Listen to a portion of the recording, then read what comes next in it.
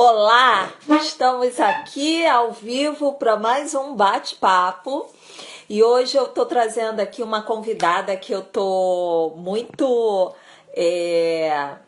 grata por trazer aqui para gente, porque eu tenho certeza que vai trazer muito conhecimento para gente. É uma pessoa que eu não tive ainda o prazer de conhecê-la pessoalmente, mas eu sigo a página dela aqui no Instagram e eu amo, recomendo vocês. Espera aí que eu já vi a doutora Marina Ávila, ela já está aqui com a gente e eu vou convidá-la para ela participar desse bate-papo.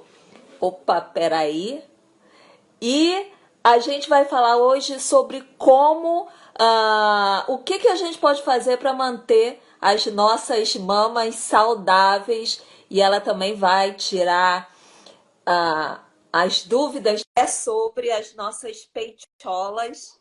E vai ser bem bacana, eu tenho certeza. Olá! Oi, tá me ouvindo bem?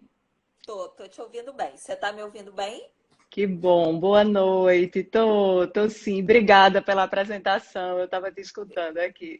Imagina, eu que agradeço a sua disponibilidade por você ter aceitado o meu convite. Eu sou fanzoca da tua página, de verdade.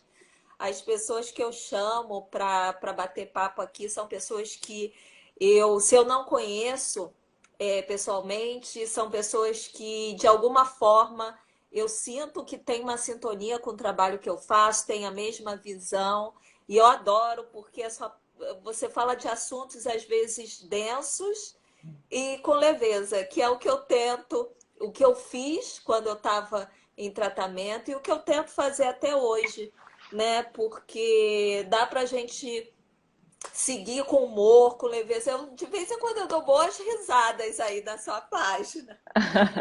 A E ideia é aí, essa, né? Eu também sou fã da. Assim, a gente se conheceu até pouco tempo atrás, né, Paty? É bacana de ver quem trata. Tem algumas mulheres como você, assim, que tentam levar o câncer, né, tão assustador e não deixa de ser, e eu acho que por muito tempo não vai deixar de ser, mas de uma forma leve. Eu sempre acho que é possível, em qualquer situação da vida, a gente encarar as coisas de forma mais leve. E eu acho que quando eu comecei, deixa eu me apresentar um pouquinho, né, para os seus é isso que seguidores eu ia aí. falar, que você já se empolgou, mas se apresenta aí para minha audiência, as pessoas estão entrando, fala um pouquinho do seu trabalho. Isso, eu me formei em 2005, na Universidade Federal daqui de Pernambuco, eu sou de Recife. E depois de formada, eu já queria fazer mama, eu já queria fazer mastologia. E aí a gente tem dois caminhos, né? Ou a gente vai fazer a residência de cirurgia geral e depois faz mastologia, ou a gente vai fazer a residência de gineco e obstetrícia e depois faz mastologia. Então, depois de 6 anos de medicina, ainda existem mais 5 anos para a gente se formar mastologista. É, Nossa! eu simpatizava bastante com gineco e obstetrícia. Eu adorava fazer parto na minha residência, é uma coisa que eu tenho saudade. Mas eu já entrei na ginecologia e na obstetrícia querendo fazer mama, e eu não desisti disso ao longo dos 3 anos de residência. E aí fiz em São Paulo, tanto a residência de gineco e obstetrícia, quanto de mastologia. Então eu saí de Recife, passei 5 anos morando em São Paulo.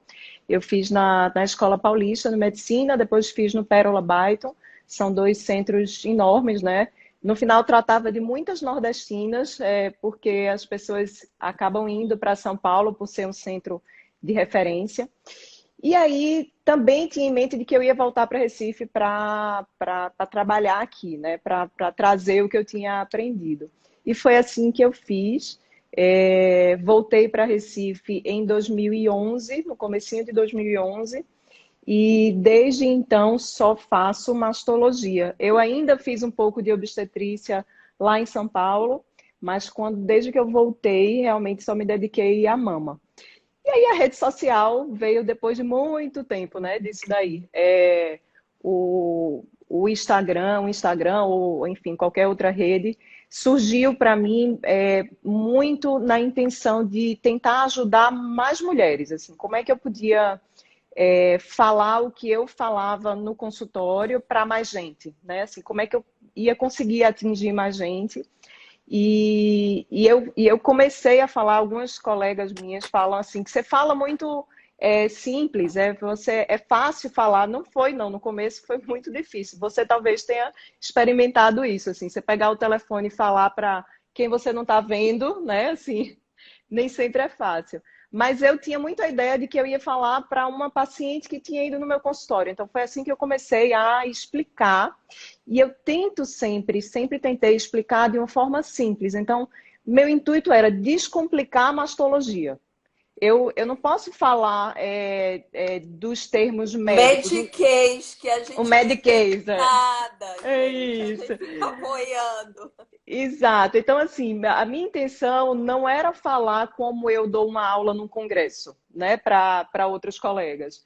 Eu precisava fazer analogias e tentar explicar da forma mais simples possível, porque eu precisava que as mulheres, né, entendessem.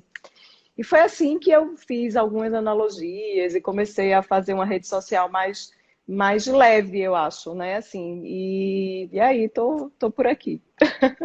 Maravilha, eu amo. Gente, depois sigam a página da doutora, porque nossa, eu aprendo horrores, eu me divirto. É leve realmente, é o que a gente precisa, né? E fácil, né? Uma coisa simples, a gente entende com facilidade, né? Então vamos começar antes de eu definir com você o tema da live. Eu faço mentorias em grupo e tudo, e aí eu perguntei, gente, o que vocês gostariam de perguntar? E aí foi eu selecionei algumas perguntas aqui que eu acho interessante, mas enfim, eu achei bem bacana a gente falar dessa questão do o que a gente pode fazer para ter uma mama saudável, porque a maioria das pessoas que me seguem, me acompanham, são pacientes oncológicas, mas também tem uma galera que me acompanha por prevenção, né? Um estilo de vida que possa prevenir. Então, o que a gente pode fazer para a gente ter uma mama saudável? Quando você lançou esse tema aí, eu achei super bacana, porque na residência, né, de mastologia, já que eu falei da residência aí há pouco, a gente aprende, ou aprendeu até hoje, ou aprendeu na época que eu aprendi, como se a mama fosse separada do corpo. Então, eu aprendia tudo sobre alterações mamárias, né? E basicamente a gente aprende a diagnosticar, a gente aprende a tratar, né, uma doença, a gente aprende a operar, mas a gente não orientava muito, a gente talvez não soubesse muito ainda sobre o que fazer além da mama, além de dizer assim, faça seus exames, né? Porque sempre foi meio frustrante. Muitas vezes a paciente ainda vai, né, no mastologista ou enfim no gineco, e ele diz assim, não tem nada que você possa fazer, vá para casa, faça seus exames daqui a um ano e viva a sua vida, né? É uma loteria, né? Um sorteio. E a gente vem entendendo que tem muito que a gente pode fazer. Claro, são duas coisas, eu costumo separar, assim, são duas coisas diferentes, né? Prevenir e rastrear e encontrar cedo, né? As duas coisas são igualmente importantes, mas elas resolvem problemas diferentes, digamos assim. Quando a Uhum. gente, quando a gente encontra cedo, né? Quando a gente faz os exames, o autoexame, quando a gente se conhece, enfim, quando a gente faz os exames de imagem que são indicados, a gente tem uma chance menor de morrer de um câncer de mama, porque a gente trata mais facilmente, a gente descobre cedo, né?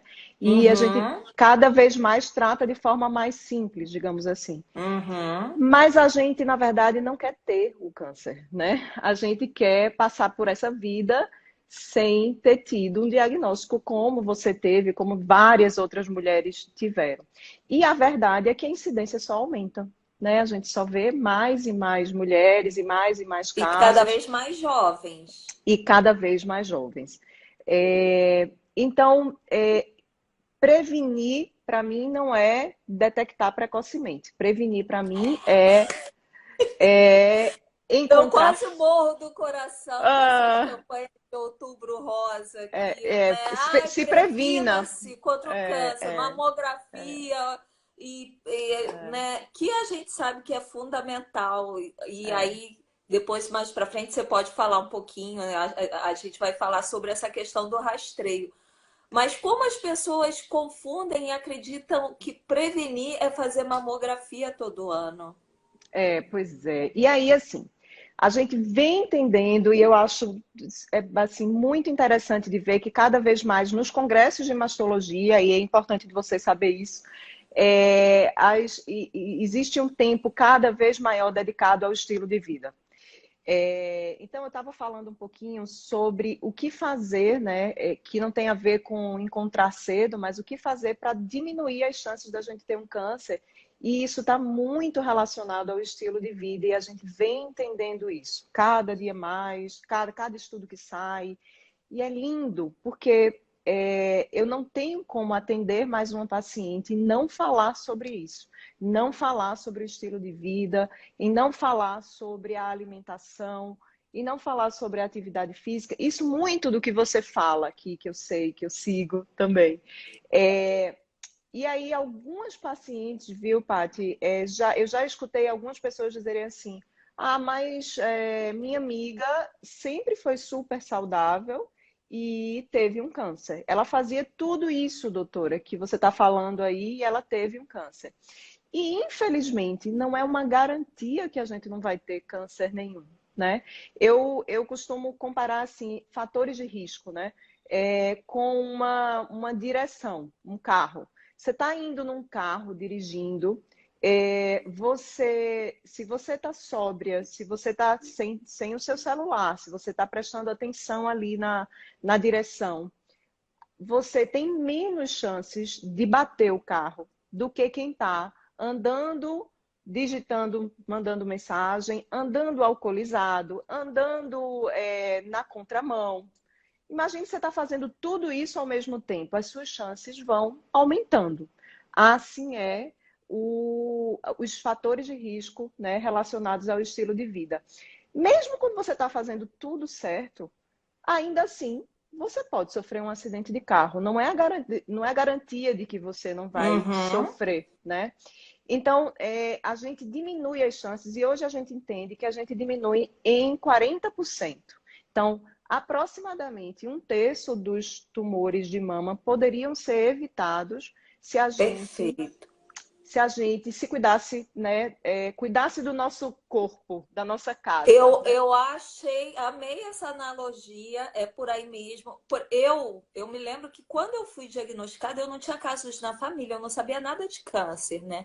E eu fiquei assim, mas como assim? Eu não tenho caso de câncer, porque a grande maioria das pessoas acredita que ah, não, se eu tenho na família eu vou ter, se eu não tenho eu não vou ter, né? E hoje a gente já sabe que é no máximo 15% que Isso. tem essa questão da hereditariedade. Isso. Mas eu me lembro que muitas pessoas falam: nossa, mas você sempre praticou atividade física, você sempre comeu saudável. Só que as pessoas não entendem que o câncer é multifatorial, né? Uhum. Então são muitos fatores que combinados. E também acham que esse estilo de vida que você já levava, né, também te ajudou a se tratar, né? Também Sim, fez com que era o que você eu tivesse. falava. Olha, se o câncer, se fazer atividade física não me livrou de um câncer, com certeza ele está me ajudando e me ajudou a passar pelo câncer com muito mais leveza, com qualidade de vida, com pouquíssimos efeitos colaterais, Você né? falou uma coisa interessante aí. A maioria das mulheres que têm uma história familiar, principalmente quando é mãe, quando é irmã, né, tem medo, se preocupa, segue páginas como as nossas, né? Mas boa parte das mulheres, a maior parte das mulheres que é diagnosticada com câncer de mama não tem história na família. E aí é como você toma um susto, né? Porque faz, meu Deus, eu não, peraí, caí de paraquedas nesse mundo do câncer de mama. É, e, e essa relação com a genética que eu digo que a gente conhece a pontinha do iceberg ainda da oncogenética. A gente vem conhecendo cada vez mais, né? A gente sabe que poucas mulheres, de 5 a 10%, até 15%, a gente acaba descobrindo uma relação com hereditariedade. Mas é assim, como a gente entende que a doença é multifatorial, que é isso? Não é um fator só que faz com que uma pessoa desenvolva um câncer, né? Não é, eu tenho umas pacientes que dão nome ao câncer, um ex-marido, né? Alguém, uma sogra. Adorei! É. E assim, doutora, eu tenho certeza que foi aquela sogra, eu tenho certeza, sabe assim. E a gente não consegue relacionar, por mais que a gente tente, a um único fator. A verdade é que precisa ter uma desorganização maior, né, do que isso. Mas a gente comete vários deslizes na nossa vida, claro, que a E gente por anos a fio também não é uma coisinha assim de, né? cronicamente, exatamente. E a bem da verdade é que tem gente que tem uma vida completamente desregrada a vida inteira e nunca tem um câncer de nenhum tipo. Então, muito provavelmente, existe uma predisposição pessoal, né? Assim, aquela pessoa que desenvolve um câncer, seja ela, existam vários fatores, né, de risco ou não, ela tem uma predisposição que pode ser herdada e às vezes a gente não sabe, mas que pode ser dela, ela nasceu com aquela predisposição, digamos assim, aquele defeitozinho genético, e aí agrediu ainda mais o corpo, provavelmente com alguns fatores, né? Uns controláveis, outros não controláveis, e desenvolveu um câncer. Mas quando a gente encontra a relação genética, a gente às vezes justifica pela relação genética, né? Uhum. Então, muitas pacientes, inclusive, que têm uma mutação, que têm uma família com muito câncer, também acredita que não adianta fazer nada, né? É Ai, como ontem no meu grupo de mentoria tinha, tomara que ela esteja aí, a Maria Tereza. Maria Tereza, se você estiver assistindo, olha o que a doutora está falando, porque ela ficou triste demais porque fez o teste genético e deu positivo. E ela falou, Paty, eu estou fazendo essa mentoria com você, eu estou mudando tudo. A sensação que eu tenho é que não vai adiantar nada do que eu estou fazendo. claro que adianta. Existe uma coisa chamada o seu risco pessoal. Às vezes a gente consegue analisar com os modelos de risco, que não são perfeitos, enfim, mas não é toda mutação, né, toda alteração genética que dá uma chance altíssima de desenvolver um câncer de mama, como é o caso da Angelina Jolie, que ficou super famoso, né? Aquele gene ali, aquele defeito naquele gene, no Uhum. BRCA1 em especial, que é o que ela tem, ela confere à paciente uma chance realmente bem alta de desenvolver um câncer de mama até os 80 anos. Se a chance das mulheres, né, que não têm fatores de risco é em torno de 10, 12% uma vida inteira, essas pacientes, em alguns estudos, essa chance chega em 80%. Então, se a gente toma medidas para se proteger, como, né, o estilo de vida, como a alimentação saudável, como o emagrecimento, como, enfim, o controle do estresse, a qualidade do sono, e a gente reduz a nossa chance em 40%, a minha chance, digamos assim, né, é de 10%. Se eu reduzo 40% de 10%, eu fico com a chance baixa, que já era baixa. Uhum. Se a paciente que tem uma chance de 80% reduz 40%, ela ainda permanece com a chance de ter um câncer relativamente alta, né? Então, é importante entender que o fator de risco influencia sim, mas a depender do tipo do gene que aquela paciente tenha, mas são poucos que dão essa chance altíssima, assim, mesmo que ela faça tudo, ainda existe um risco considerável. E não quer dizer que ela vá cair naquele risco, não, mas a gente muitas vezes oferece medicações, a gente algumas vezes oferece cirurgias que precisam ser Uhum, muito bem pensadas, né? Que precisam ser muito bem uhum, avaliadas. É uhum. muito individual isso, é a gente avaliar o conjunto de coisas, né? O conjunto de fatores de risco para aquela paciente em especial.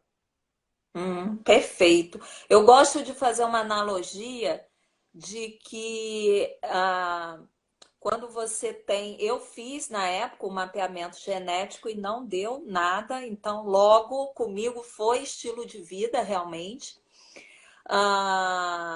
Se bem que em 2014 era aquele mapeamento, né? Hoje já melhorou, Isso. né? E era É. caro pra caramba e era aquelezinho, né? RCA 1 e 2 e olha lá. Mas, enfim, eu gosto de fazer a analogia de que uma pessoa que tem esse risco, né, que é, tem Um risco o risco aumentado, assim. genético, é uma arma que está apontada na cabeça que tem, tá, a arma tá ali, tá apontada, mas o seu estilo de vida vai puxar o gatilho. Você pode passar a vida inteira com aquela arma apontada e não acontecer nada. Então, sim, vale a pena, e eu acho que vale ainda mais a Ainda pena mais. você mudar esse estilo de vida, você fazer o que está ao seu alcance para realmente você minimizar ao máximo esse risco, É isso. né? Assim, se você tem um risco, é mais ou menos assim, né? Se você tem um risco baixo, você vai interferir nesse risco baixo, que já era baixo, não era tão alto. Se você tem um risco alto, você está interferindo no risco alto e você vai ter uma redução também mais importante. E realmente, Uhum, a história da genética é curiosa, né? Porque a gente vem descobrindo novos genes e novas alterações. Então, quando existe uma suspeita muito alta de uma mutação genética, né? Quando é que existe essa suspeita muito alta? Quando o câncer acontece de uma forma que a gente não esperava, digamos assim, numa paciente muito jovem, abaixo dos 40 anos, né? Às vezes abaixo dos 35, numa paciente numa família em que a mãe, a irmã, a outra irmã, a avó tem um câncer de mama, a outra família do outro lado não tem nada, mas tem uma família que várias pessoas tiveram. Câncer de mama em homens é algo que a gente também acha estranho. Tudo que a gente acha estranho, diferente de um câncer numa idade mais avançada, um caso isolado naquela família, mas tudo que foge um pouquinho do normal, e foi por isso provavelmente que você testou, porque você teve um diagnóstico jovem, né? A gente tem a indicação de investigar. No futuro, sabe, Paty, que se aproxima, é provável que toda paciente com diagnóstico de câncer vá ser testada geneticamente, mas não é uhum. nossa realidade atual, né? É. E aí, assim, não adianta, então agora eu quero testar. Eu não tenho nenhum caso de câncer na família, mas eu escutei a live lá de vocês, eu vi que muita gente que não tem caso tem o câncer, né? E aí eu vou no consultório amanhã para pedir para fazer o teste. Qualquer pessoa pode fazer um teste genético, mas a chance da gente descobrir uma mutação, ela é tão, tão, tão baixa que não justifica a gente pedir em quem não tem um fator de risco importante, em quem não tem um histórico Uhum. importante. E aí, às vezes, a gente fica com aquela informação aleatória, do nada, que muitas vezes só atrapalha, né? A gente vem descobrindo a cada ano mutações e novos genes. Então, como você mesma aí levantou perfeitamente a bola, quem tinha uma chance alta, né, foi testada lá atrás, há vários anos, muitas vezes precisa ser retestada, precisa visitar novamente o geneticista para ver se encontrou algo já, porque a gente evoluiu muito nesses últimos anos. Então, só para você ter uma ideia, eu tenho uma paciente que ela tem 6 irmãs, as 6 tiveram câncer de mama, incluindo ela e a mãe também. Para mim era óbvio que eu ia encontrar alguma mutação nessa paciente, né? Eu solicitei o teste tendo certeza que eu ia encontrar, e não.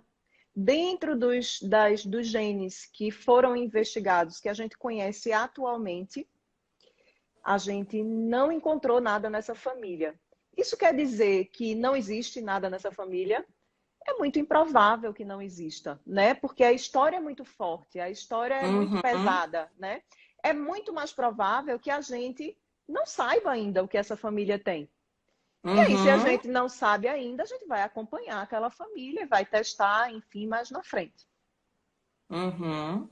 Maravilha.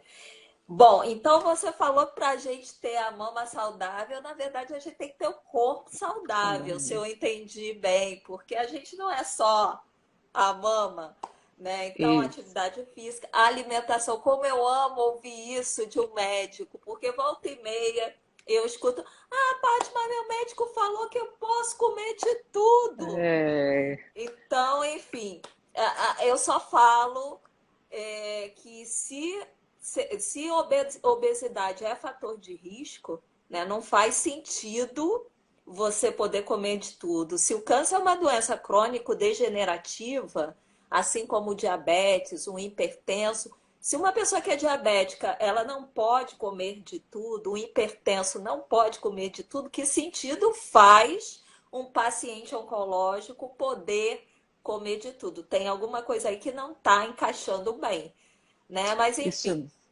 Então você falou da questão da atividade física, do sono, gerenciamento do estresse.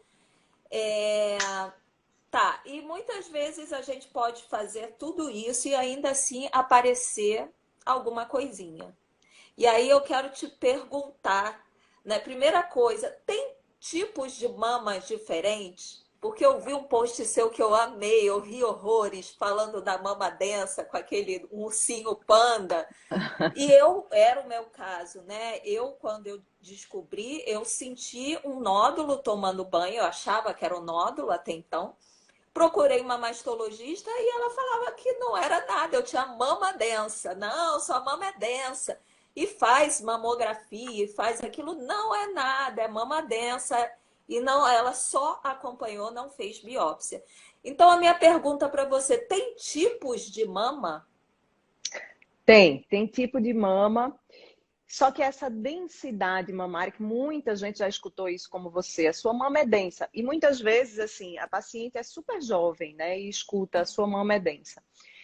Aí tem um equívocozinho, porque a terminologia, a classificação da mama em mama lipossubstituída ou densa, ela é da mamografia, certo? Então, por mais que a gente tente imaginar que a mama densa é uma mama com muito tecido glandular, com muita glândula mamária, que é o oposto da mama gordurosa, certo?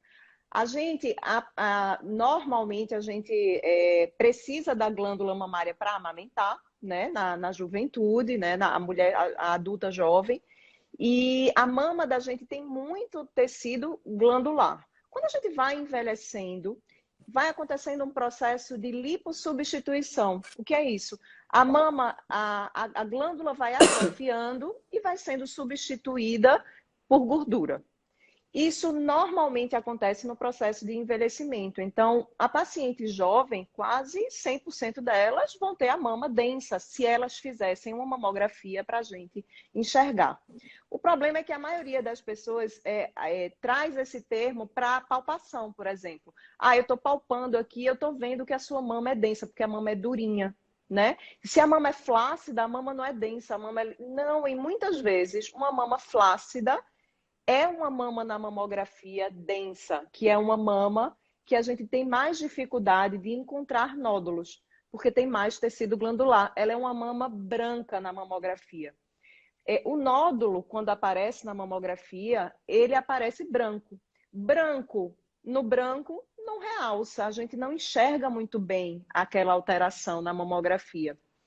Quando a gente traz isso para o exame clínico, às vezes a gente consegue entender e palpar e dizer que aquela mama tem vários carocinhos, como foi o que fizeram com você aí. Você tem a mama densa. Na palpação, a gente consegue perceber que a mama é difícil de palpar. Parece um saquinho cheio de feijão, de carocinho de feijão.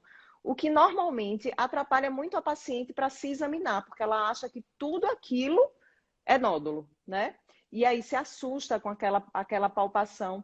Essa é uma mama também difícil da própria paciente encontrar um nódulo. Você deve ter encontrado o Uhum. seu, mas a sua médica já não valorizou, né? Quando te examinou, já achou que fazia parte ali do tecido glandular.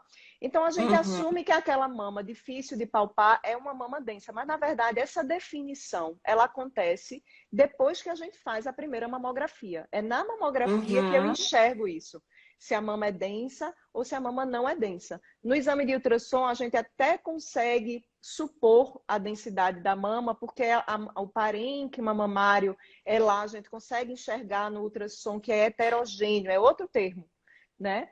Mas Uhum. a maioria das mulheres jovens vai ter a mama densa. Lógico, tem exceções, e isso nem sempre essa densidade mamária ela vai sendo substituída por gordura ao longo da idade. Então, às vezes a gente pega pacientes mais idosas, né, com uma idade que a gente já não esperava um parênquima mamário tão denso, mas encontra aquela mama ainda como se fosse de uma mama de uma paciente jovem, que a gente não esperaria encontrar. Densidade mamária dificulta um pouco o diagnóstico na mamografia.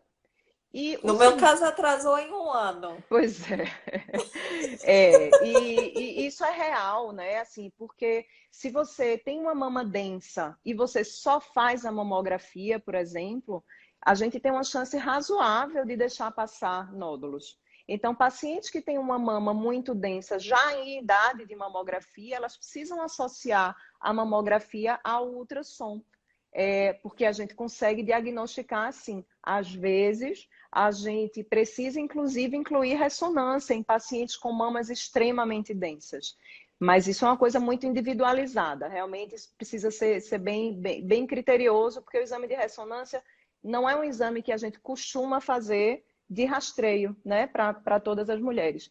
Mas tem um outro detalhe da mama densa, Paty, é que a mama densa, a gente vem descobrindo que quem tem mais densidade mamária também tem uma chance um pouco maior de ter um câncer de mama. Essas pacientes não são... Misericórdia, vovó. É... Tanto é que hoje, nos Estados Unidos, entenda o contexto que nos Estados Unidos eles só fazem mamografia, eles não fazem ultrassom associado, certo? Eles só usam o ultrassom quando eles têm dúvida da mamografia. Então, em vários estados dos Estados Unidos, a legislação é diferente, né, de cada estado, eles são, Uhum. o radiologista hoje é obrigado a classificar a densidade mamária. E aí Olha, interessante. aqui no Brasil, na maioria dos bons serviços, você já vai encontrar qual a sua densidade mamária descrito lá no laudo. Mas lá Uhum. eles estão sendo obrigados a descrever isso. Às vezes a paciente recebe uma cartinha em casa. Sua mama é uma mama extremamente densa. E aí você precisa ser acompanhado com ultrassom, né? Uma observação, que você precisa fazer esse acompanhamento. Doutora, eu não sei se você conhece a minha história, mas eu fui diagnosticada, história de novela, eu estava de férias na Alemanha, Copa do Mundo, e eu fiquei hospedada na casa de uma amiga minha, amiga de infância, e na verdade o tumor, né, ele ficava aqui assim, no colo, não era na mama exatamente, era no colo. E eu tava, era verão, eu tava com uma camisetinha assim, e a gente deitada, conversando, e ela viu a olho nu porque o Nossa. bichinho estava criado todinho, né? Hum, A coisa cresceu durante um ano, quando é. o primeiro exame de imagem que eu fiz tinha 1 centímetro já. E aí ela me perguntou, o que que é isso? Eu fui, expliquei que estava em acompanhamento, e ela me falou, ela achou aquilo muito estranho, porque ela vive lá na Alemanha agora há 20 anos, e ela teve 2 nódulos benignos e lá o protocolo não existe acompanhar, eles fazem biópsia. E aí quando ela falou isso, que ela estava achando muito estranho de acompanhar, enfim, ela me convenceu e eu fui ao médico dela. Ele fez na hora ali um ultrassom, porque assim, eu me senti um roceiro indo para a cidade grande, porque o hospital era assim, Grey's Anatomy, aquele Eu hospital que, imagino. meu Deus, Quero morar é, aqui, né? Só o edifício garagem do hospital tinha 10 andares. Nossa. E aí ele fez na hora, o consultório dele era dentro do hospital, o consultório do médico. O médico atende dentro do hospital, né? E aí ele fez um ultrassom na hora e falou: vamos fazer a biópsia. E com 2 dias eu tive o resultado. Uhum. E assim, eu não falo alemão, eu só falo inglês, mas falo com fluência. E a gente conversando, ele me explicou, ele estava visivelmente chocado com o meu caso. Mas, claro, tudo muito, né? Muito Ético. aquela ética. Antes do meu diagnóstico, ele estava visivelmente chocado e eu percebi que eu percebi não, ele falou para mim, né? O protocolo lá, eles fazem biópsia. E o que me fez procurar o médico lá foi que a minha amiga, mesmo sendo um nódulo benigno, eles não acompanham, eles retiram o nódulo. O alemão ele tem muito aquela coisa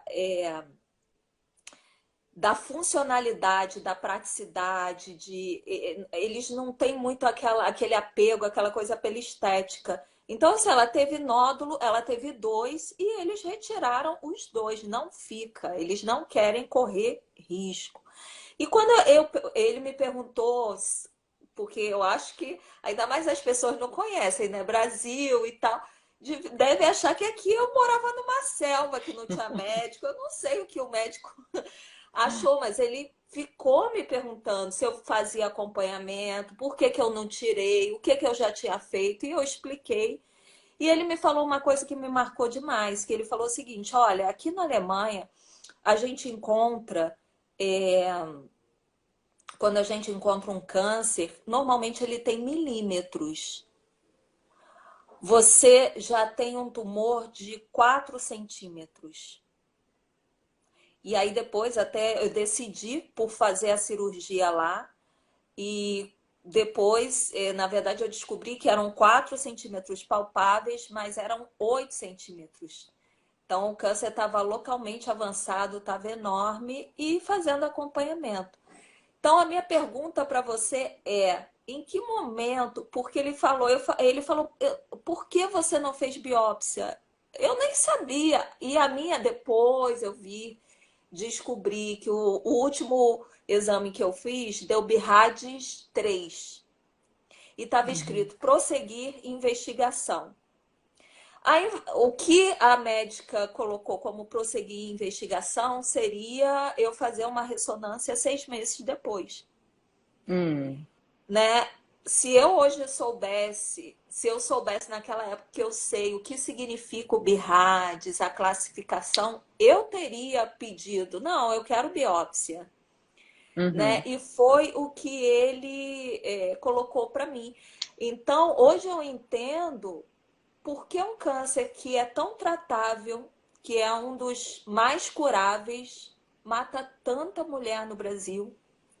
E porque tantas mulheres já, é, é, infelizmente, são diagnosticadas com câncer metastático, ou no meu caso, que eu tive que fazer um tratamento longo, que talvez se eu tivesse, né, sido diagnosticada quando eu procurei, eu tivesse um tratamento muito mais leve, né? Então, assim, quando é que a gente pode pedir uma biópsia? Quando é que isso é realmente uma, Uma indicação. uma indicação, né? Porque, inclusive, lá ele fez a mamografia e ele falou: é impressionante, pelo seu exame de imagem, eu diria que a sua mama está saudável.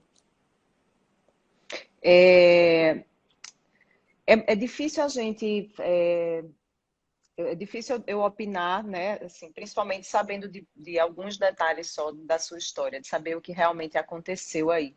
Porque, a princípio, é, é muito óbvio de ver que provavelmente deixaram de biopsiar, né? Com certeza deixaram de biopsiar uma alteração que deveria ter sido biopsiada na época que foi encontrada. Mas essa questão aí, deixa eu dividir em partes. Essa questão da Alemanha de dizer assim, a gente tira todo o nódulo benigno que a gente encontra. Antigamente aqui a gente também retirava, né? Até a gente entender que a gente não precisava retirar. Então, passou um tempo, né? E aí talvez isso também tenha acontecido hoje. O que eu quero dizer é que talvez hoje, né, na Alemanha também já não seja exatamente assim.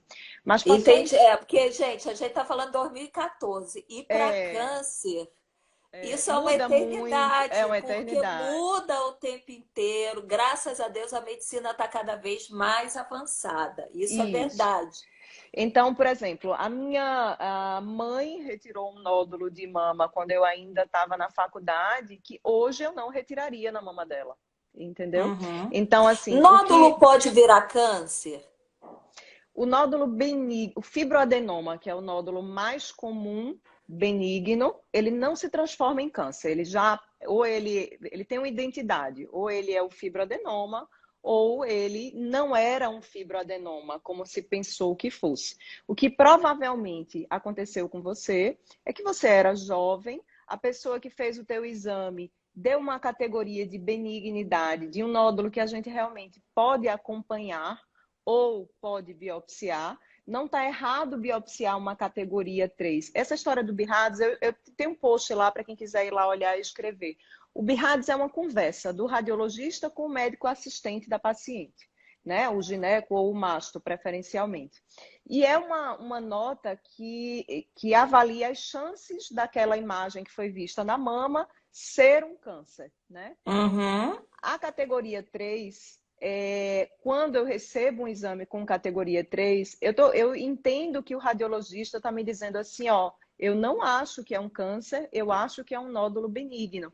Porque na maior parte das vezes, em mais de 97% das vezes, é um nódulo benigno. Você talvez tivesse nesses 3% em que a imagem tinha característica benigna e você caiu nesses 3% e que não era benigno, ou talvez não fosse uma categoria 3 e você tenha tido a infelicidade, enfim, de passar por algum colega que não era tão experiente assim em mama e não diagnosticou um nódulo suspeito, né? É difícil entender o que foi que aconteceu Uhum. naquele momento lá É, atrás, né? agora águas passadas não movem Passadas, agora você está moinho. aqui. O que eu acho importante nessa conversa é É a gente, entender. porque é algo que eu realmente busco através das redes sociais, conscientizar as pessoas até onde a gente tem que ser protagonista da nossa saúde, Isso. né? Até onde a Não gente dá tem que para insistir nisso daí, né? isso, até Então, onde assim, vale a pena? Não, eu gostaria, eu vou me sentir mais segura, fazer, né? Até onde é neurose e até onde cabe a entendi. gente solicitar uma biópsia. Então, vamos pensar assim: quando a gente está falando acima da categoria 3, na categoria 4 para cima, é muito difícil que você não precise biopsiar. Você precisa esclarecer o que é que é. Às vezes é um nódulo que alguém ficou na dúvida que era um nódulo benigno e você esclarece com uma biópsia, não necessariamente você precisa retirar a imagem de lá. Mas a categoria 3, que é essa aí que você está chamando a atenção, que é uma categoria normalmente de um nódulo de característica benigna, aí a gente leva em consideração não só a categoria 3, sabe, Paty? A gente leva em consideração o exame clínico, se aquele exame me deixa desconfiado ou não, se eu toco naquele nódulo, se eu sinto alguma alteração diferente. A gente leva em consideração a idade, porque quanto mais velha a paciente é, maior chances a gente tem de estar perdendo de diagnosticar um câncer, digamos assim. A gente leva em consideração os fatores de risco daquela paciente. Ela tem muitos fatores de risco, ela não tem. Então, a categoria 3, o importante é a junção das coisas. Às vezes, a categoria 3 vai ser biopsiada, em boa parte dos casos, não vai necessitar da biópsia, porque a chance dela estar nesses 97% de benignidade é muito alta. É uma paciente que já tem outros nódulos semelhantes na mama, é uma paciente que tem um nódulo muito pequenininho, muito circunscrito, muito bonitinho, é uma paciente em que a família tem um histórico também de fibroadenomas. Então, não é sempre que a gente realmente biopsia. Agora, você tem que levar para um mastologista. Você tem que mostrar para alguém, entendeu? Assim, não dá para simplesmente guardar aquele exame lá, porque é um conjunto de coisas. É muito fácil eu entender que o nódulo suspeito eu preciso biopsiar, né? É preciso investigar.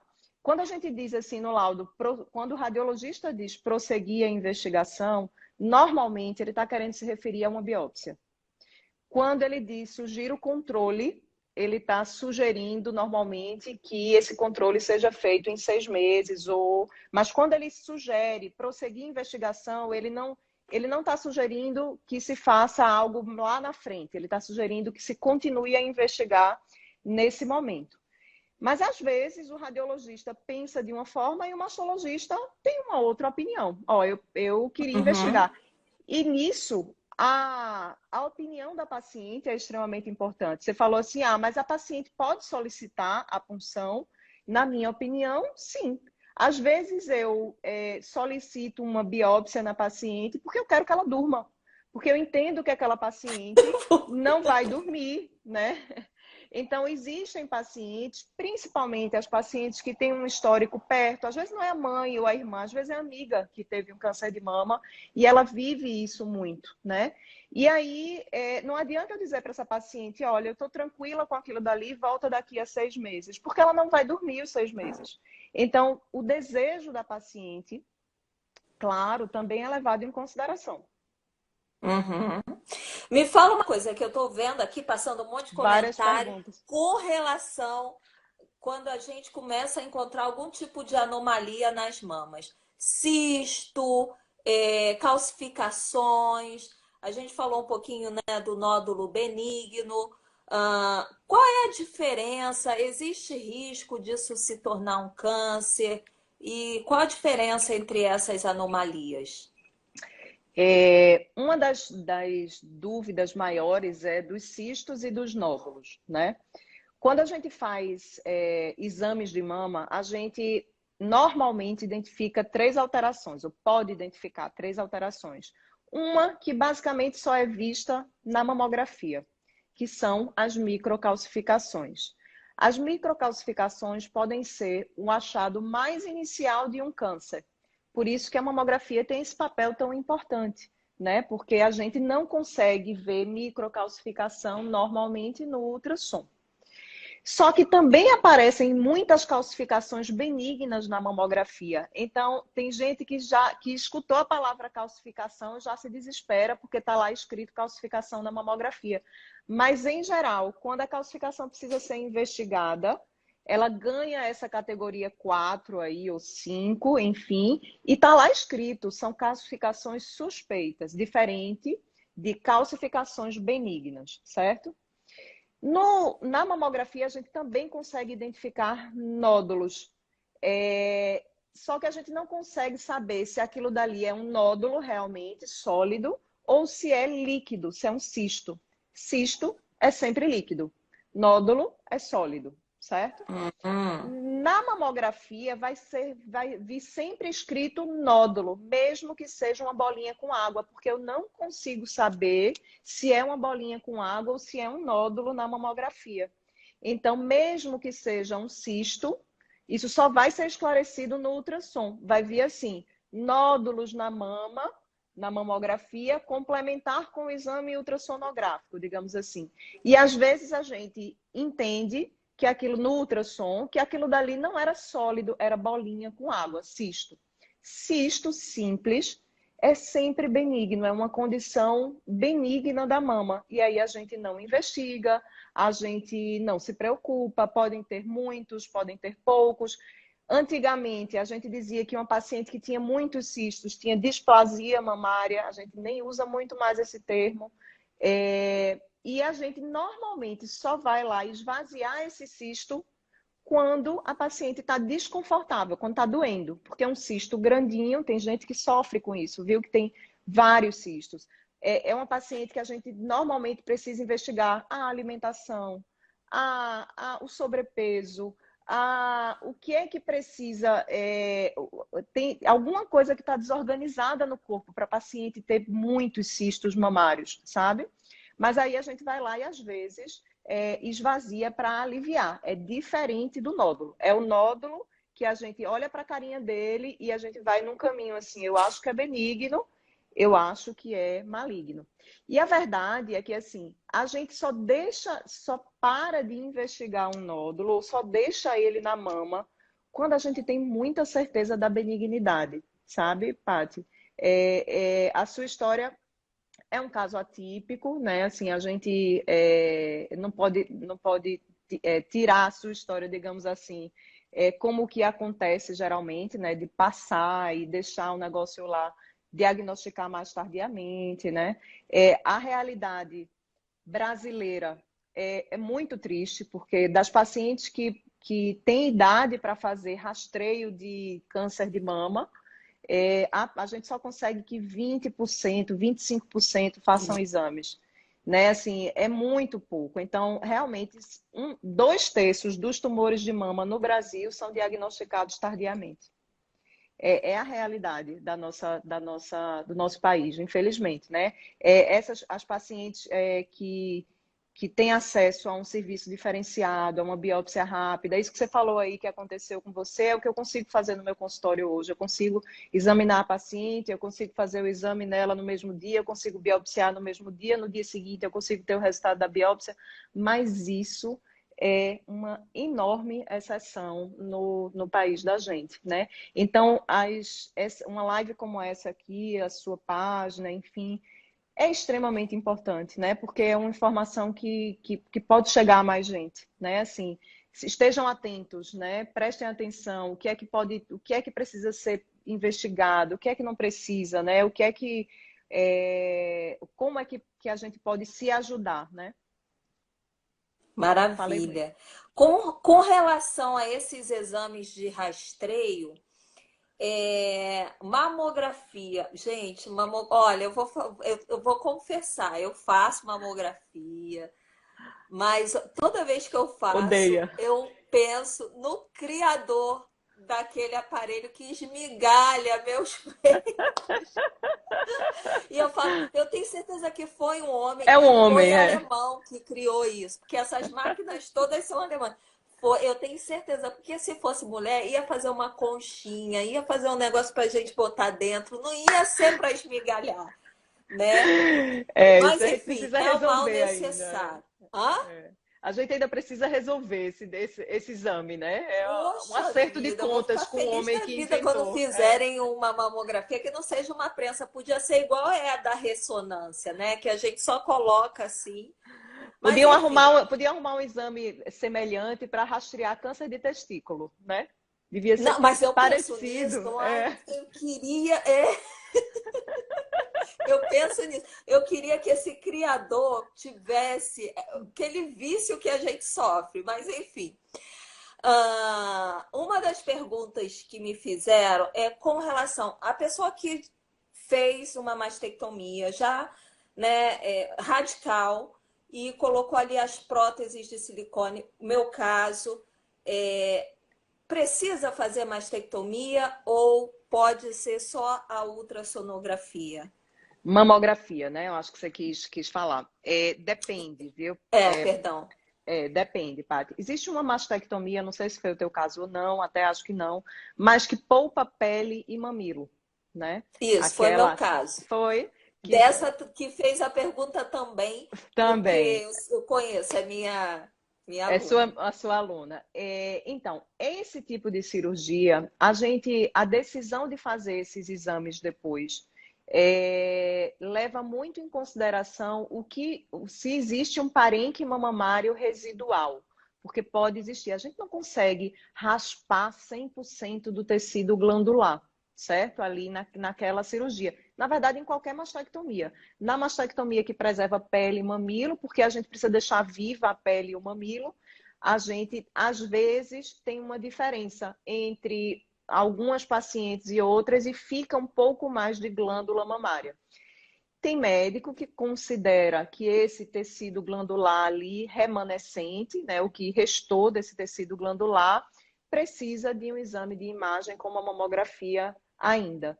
Tem outros que o que restou é tão pouco, é tão fino, que o exame clínico, aí às vezes nem ultrassom, que o exame clínico poderia ser suficiente. Então, no guideline, né, nas recomendações de algumas sociedades no mundo, americana, enfim, em pacientes que fizeram mastectomia bilateral, por exemplo, ou naquela mama unilateral, o exame clínico feito pelo cirurgião pelo médico seria suficiente, por exemplo. Mas isso é uma coisa muito avaliada individualmente, da paciente com o médico que operou ela, porque ele vai saber se ficou glândula que justifique fazer os exames. Na maior parte das vezes, se faz realmente, né? A maioria das mulheres vai fazer, mas essa é uma avaliação que precisa ser minuciosa, assim. Não, o desconforto é grande e o parênquima é muito pequeno. Quando a paciente fez essa cirurgia, você sabe disso, é muito fácil de tocar o que aparece ali na pele, porque quase você sente a prótese e a pele, então pequeniníssimos nódulos são sentidos. É por isso que, às vezes, a gente entende que só o exame clínico, por exemplo, poderia ser suficiente. Mas isso para quem praticamente ficou sem tecido glandular, entendeu? Então, eu não consigo Uhum. dizer para a Cada sua. caso é um caso, Eu né? não consigo dizer se Mara... é o caso da sua aluna, exato. Uhum. Maravilha. E aí, com relação a, vamos falar agora um pouquinho da estética, né? É, Como é que, no meu caso, eu consegui, não, eu nem sabia, porque eu caí de paraquedas, eu estava desesperada, mas Era em assim, alemão, né? Era em alemão. pois é, eu tenho um peito alemão aqui, mas Deus foi tão maravilhoso que eu caí no lugar certo, porque o médico que me atendeu, eles falam de Chefarzt em alemão, como é? O chefe do hospital, né? E era um hospital especializado em mulheres só. Então, eu Você estava onde particularmente, tinha que estar mesmo, né? Você estava onde tinha que estar. exatamente. Não, e eu ouvi isso dele também, que para mim foi ouvir isso de um médico alemão, tipo, olha, Deus gosta de você, foi na hora certa, porque eu acho que ele fez um milagre aqui pelo tamanho que era e Uhum. eu não tenho cicatriz nenhuma, ele fez tudo pela auréola. E lá é uma coisa que culturalmente o médico faz tudo. Então ele clinica, ele faz cirurgia, ele, né? E se eu morasse lá, ele cuidaria de mim. Hoje, como é que tá isso? A gente tem o mastologista, ele também faz cirurgia plástica. A gente tem, como é que é essa hoje tem um Oncoplástica. cirurgião oncoplástico. Como é que é feito isso para quem? Porque aí a gente tem dois públicos que me acompanham aqui, as pessoas que têm condições, né, de fazer o Uhum. melhor, e tem aquele pessoal também que faz, né, em hospital No SUS. público, Uhum. tratamento pelo SUS, e que muitas vezes eu oriento mulheres que elas não sabem que elas têm direito hoje, por lei, a fazer uma reconstrução, né? E nas duas mamas, ela tem direito até os peitinhos direitinho, que a gente também é filha de Deus. Exato. Então, como é que você vê isso? Como é que você pode orientar a gente nessa questão? Porque também é importante. A gente quer ter saúde, mas a gente também tem direito, né, a se olhar no espelho, se gostar, enfim. É curioso isso, quando a gente vai falar sobre a cirurgia do câncer, uma parte dessa conversa é sobre estética, o que é que a paciente deseja, se é satisfeita com o tamanho da mama, se você quer levantar mais a mama ou não quer, né? Tem esse. E alguns pacientes fazem, não, doutora, eu não estou pensando nisso, eu só quero ficar curada. Eu acho maravilhoso que ela pense assim, mas a gente consegue oferecer mais do que isso hoje, né? Mais do que só o tratamento, a cura para o câncer. A gente consegue normalmente oferecer um resultado estético também, muitas vezes, melhor do que a paciente tinha. A cirurgia de reconstrução, ela já é um direito há um tempo, mas o que mudou, que não faz tanto tempo assim, é que a paciente tem o direito de fazer a reconstrução imediata, porque no SUS as pacientes só tinham direito a fazer reconstrução tardia. Elas tiravam a mama, mas elas só precisavam ou só podiam fazer a cirurgia depois. Hoje, elas têm esse direito e, inclusive, isso é previsto para quem tem plano de saúde, por exemplo, isso é previsto no rol da ANS, né, que é quem regulamenta os planos de saúde. A paciente que, por exemplo, faz uma cirurgia, que são duas situações, uma que pode fazer uma cirurgia conservadora na mama, não precisa tirar o seio, e ela deseja melhorar esteticamente, aquela cirurgia entra como uma reconstrução, né? E como você mesmo falou aí, então mesmo que eu precise mexer do outro lado, eu estou mexendo do outro lado porque ela teve o câncer na mama direita, não é uma cirurgia estética, por mais que esteticamente fique melhor do que o que ela tinha. Então isso é direito da paciente, certo? No SUS também funciona assim. Em relação ao mastologista fazer, ou quem é que faz, enfim, tem mastologista que faz a parte de reconstrução e faz parte do arsenal de tratamento do mastologista, tem outros que não. Isso só depende, como em qualquer cirurgia, de treinamento. Se a gente recebe o treinamento de cirurgia estética, oncoplástica, que a gente chama, né? A gente faz do início ao final, se não, normalmente se entra em conjunto com um cirurgião plástico. Apesar de eu ter tido isso na residência, eu prefiro entrar com a equipe da plástica. Isso é a minha realidade. Então, eu entro com a equipe da plástica e ele entra comigo desde o início da mastectomia e eu fico com ele até o final. Eu gosto dessa troca, eu acho que é interessante. Mas tem mastologista que faz a mastectomia e faz a reconstrução e também faz da mesma forma, faz muito bem. Então, os dois podem fazer. Você pode fazer junto com o cirurgião plástico ou você pode fazer só o mastologista. Normalmente, o cirurgião plástico não vai fazer a cirurgia para o câncer, né? Assim, a retirada da mama. Aí Uhum. realmente são uns detalhes que não envolvem só a mama, muitas vezes envolvem a axila, e aí essa parte realmente é do mastro. Maravilha. Perguntas? Olha, alguém colocou aqui, eu trabalho com reconstrução de Perguntaram se a areolas. auréola também faz parte dessa reconstrução.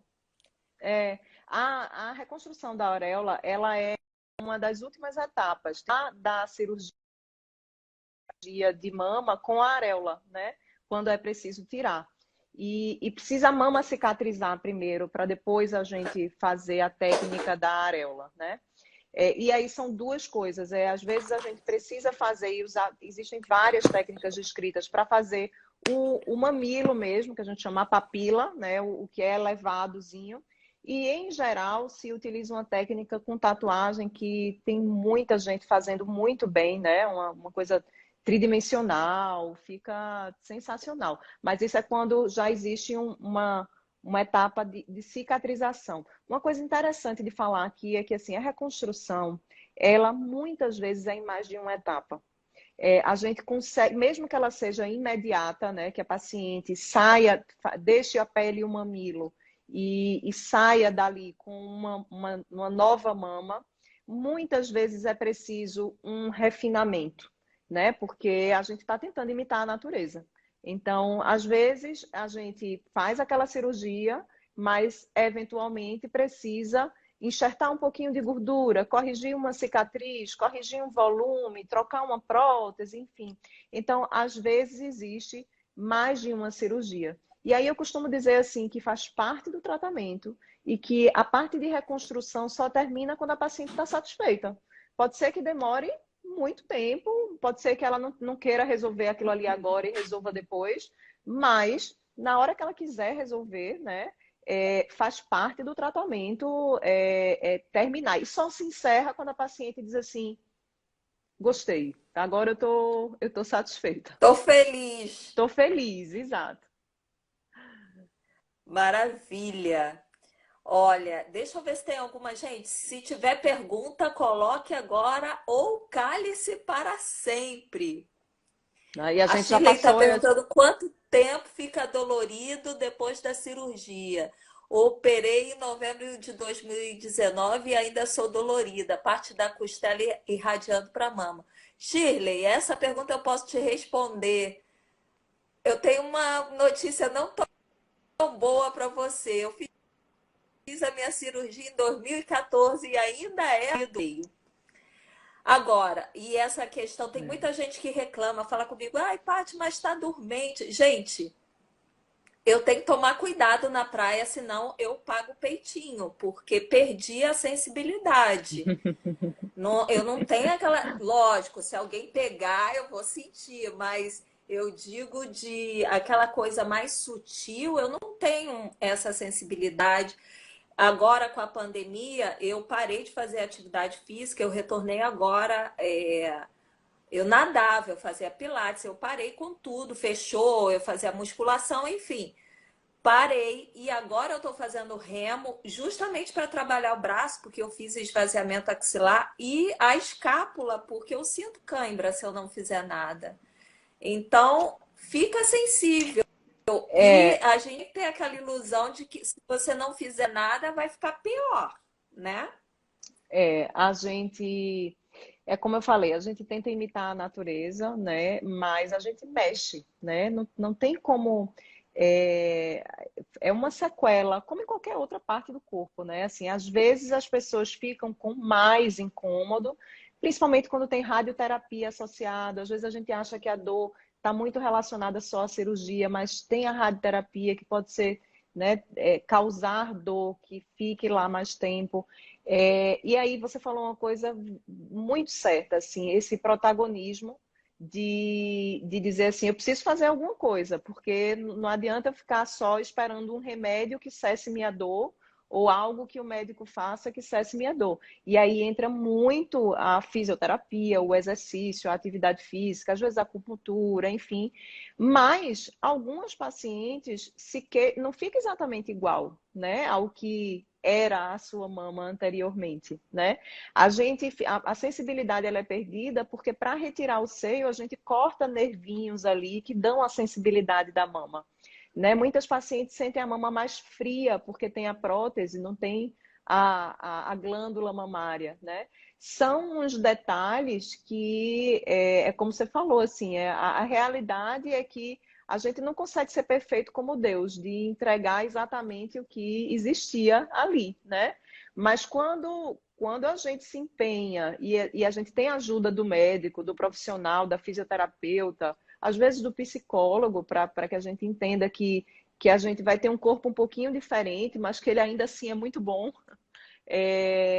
a gente vive melhor, né? Assim. Perfeito. Ó, você estava falando, eu estava lembrando. A minha mãe fez cesárea, 3 cesáreas, né? E ela é engraçada, é impressionante isso. Quando vai mudar o tempo, ela fala, vai chover. Como é que você sabe? Porque dói, ela sente uma coisinha na cicatriz dela. Uhum. Nossa, e cara, ela fez cirurgia plástica, fez. Minha A irmã, já há cesárea. mais de 30 anos, ela fez a cirurgia e ela tem sensibilidade na cicatriz. Então, não é só da mama. Qualquer pessoa que faz algum tipo de cirurgia vai ter aquela sensibilidade, Alguma né? pessoa perguntou aí que eu li enquanto você falava que ficou com uma alteração no mamilo depois da cirurgia do câncer na reconstrução, que está meio diferente um mamilo do outro. Se ainda é uma reconstrução, ainda é, tá? Mesmo que precisem de retoques, ainda é a cirurgia de reconstrução. Você não tem aquela mama daquele jeito porque você fez uma cirurgia estética. Você fez porque você teve um câncer e aí entra nessa história da reconstrução ainda assim, tá? A Rosi tá falando também, Rose, querida, que fez a quadranctomia e deu retração, porque os seios são pequenos, aí ficou um para cima, outro para baixo, tem direito de Isso. reconstruir? Foi isso que foi para ela que eu respondi. Ah, Tem foi para sim, ela?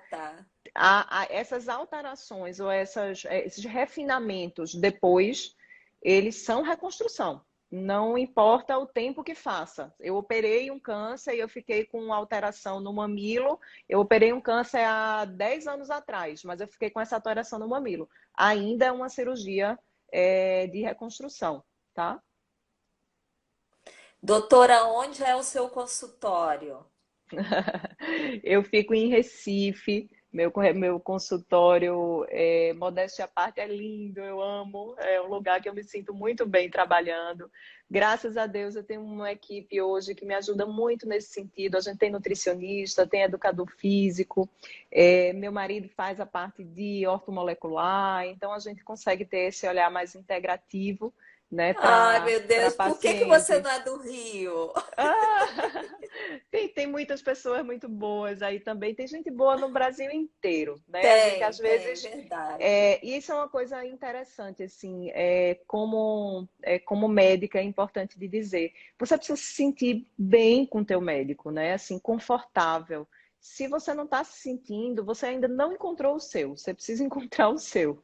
Ai, que É, coisa boa de ouvir, porque volta e meia eu falo isso elas ficam me olhando assim, gente, é um casamento, é para a vida inteira, você não está entendendo. é Se um não tá bom casamento. com esse, troca, a gente tem direito de trocar. Exato. Às vezes, durante o tratamento ou no diagnóstico, que é um momento muito impactante na vida da mulher, realmente, né?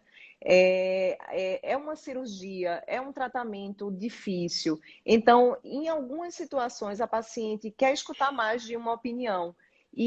As pacientes ficam com receio de contar isso para o médico, né? Ah, eu fui em fulano, eu fui em cicrano e eu voltei aqui, enfim. E eu sei que tem médico que encara muito mal, né? Às vezes fala assim, você foi lá, você não volta mais para cá, né? E não é assim, a gente tem que esgotar a nossa sensação, né? Assim, eu ainda preciso escutar uma outra opinião, vai lá e escutar, não tem problema, porque você precisa estar tranquila com a decisão que você tomou. Claro que não adianta você visitar 5 especialistas da mesma coisa, porque a gente tem uma frase na medicina que diz assim, que quem tem muito médico não tem nenhum. E aí, às vezes, existem vários caminhos para você chegar num tratamento, né? num resultado. Então, você escutou uma opinião, escutou outra, escutou no máximo uma terceira, enfim. Não adianta você escutar 10, né? Porque isso só vai confundir, vão te dizer coisas parecidas e diferentes, e aquilo às vezes angustia mais.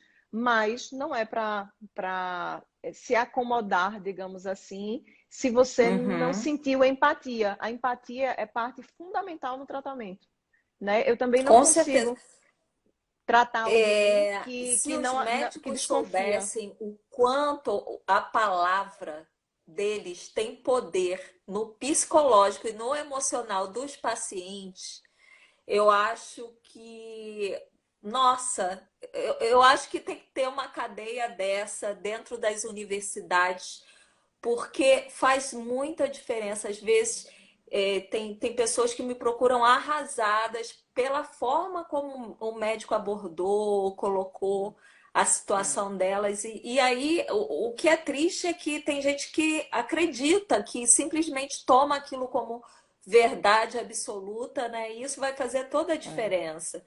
Então, eu sempre falo que o importante, além dessa coisa de escutar uma outra opinião, é você buscar um médico que tenha uma visão de mundo, uma visão de saúde parecida com a sua, Oh, né? obrigada. Eu tenho uma paciente aqui queridíssima que está aqui só respondendo as coisas que estão me perguntando. Hein, Ó, Tiana? a Eu estou vendo. Tiana, tá? Ela já falou que seu É, consultório é eu maravilhoso. vi aqui o que ela escreveu. Ela é uma querida. Tem algumas pacientes queridas aqui que estão assistindo a gente.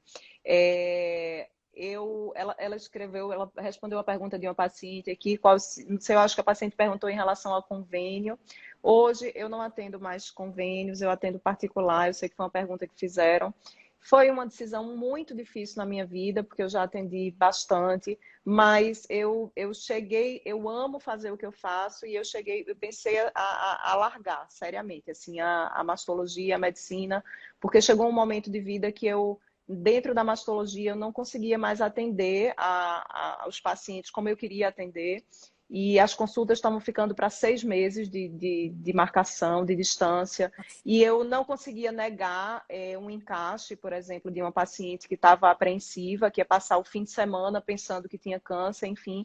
E aquilo foi me consumindo ao ponto de eu ter assim, de eu disse, não, agora eu vou largar, eu não vou mais fazer isso. Até que eu entendi que eu precisava me sentir bem trabalhando. E aí hoje eu faço um atendimento com pouquíssimas pacientes durante o dia, porque eu consigo passar 1 hora ou mais com as minhas pacientes conversando.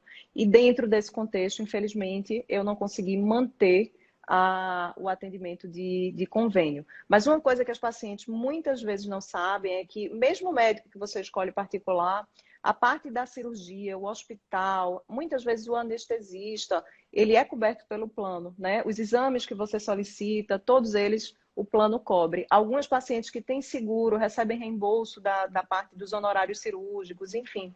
Porque muitas vezes a paciente acha que vai para um médico e escolhe um médico que não tem convênio, ou que não tem um convênio dela, e acha que todo o resto vai ter que ser custeado. E isso é uma confusão, né, que existe. Não, a reconstrução, as próteses, a parte hospitalar, tudo isso o plano tem a obrigação de cobrir por você, né, se você tem o convênio. Respondendo uma das perguntas aí, eu acho que a gente já passou muito da hora, não foi, Paty? Sim. Olha, doutora, Nossa, mas eu ficaria aqui Eu conversando horas também, com eu também. você. A gente tá alugando Ó, todo mundo aí. a gente tá aqui com. A gente já tinha batido antes, né? Porque a gente caiu 2 vezes, mas a Foi. gente tava com mais de 100 pessoas aqui. Quero agradecer imensamente a sua disponibilidade, a sua aula que você deu Foi. aqui pra gente, o seu carisma. E, meninas, eu vou colocar agora o perfil da doutora para vocês seguirem. Vale a pena, porque tem muito conteúdo lá relevante. Vocês com certeza vão aprender bastante, tá? E quero te agradecer. E Ô, Paty, quando acabar esse negócio de pandemia, quando eu estiver a gente passeando se por aí, que conhece. eu amo o Não, Nordeste, eu vou deixa te eu ir no visitar com o Rio, tô maior doida para ir no prazer. Rio. Tô doida para ir no Rio de novo, deixa eu ir no Também, Rio. vem, ou Muito então isso. obrigada. Olha, a gente faz um encontro anual que eu tô devendo, que vem porque o meu trabalho é 100% online, né? Uhum. Mas a gente faz um encontro uma vez por ano. E eu Uhum. trago gente do Brasil, eu trago as pessoas que a gente passa um final de semana no Rio de Janeiro e vem as minhas mentoradas, vêm do Brasil inteiro, enfim, é uma festa. Quem sabe a gente está programando agora só para 2022, até lá tem tempo. Quem sabe você não vem aí conversar com a gente pessoalmente. É, E, que, enfim, independente disso, se você estiver no Rio, a gente pode se encontrar com o maior prazer. oh, Paty, obrigada, muito obrigada pelo convite. O trabalho que você realiza, ele nunca pode ser realizado por a gente, por exemplo, né? A gente só sabe o que uma pessoa passa quando a gente passa pelo mesmo, né? Então, por mais que eu trate de câncer, né? Por mais que eu tente me aprofundar ao máximo no que a paciente sente, eu não tive esse diagnóstico, né? Então, esse trabalho que você faz de mentoria, de dizer assim, eu já senti o que você está sentindo, esse é essencial, é importantíssimo, é de utilidade pública, né? Então, obrigada pelo seu serviço, por ajudar as mulheres, as pacientes, as minhas pacientes agora que também vão lhe seguir. E eu estou aqui, depois a gente marca outro bate-papo desse. Com certeza, mas com certeza, eu tenho certeza que vai ser sempre muito produtivo, como foi. tá? Isso. Um Um beijo em beijão. todas. Obrigada. Obrigada pela audiência. Tchau, Paty. Tchau, tchau.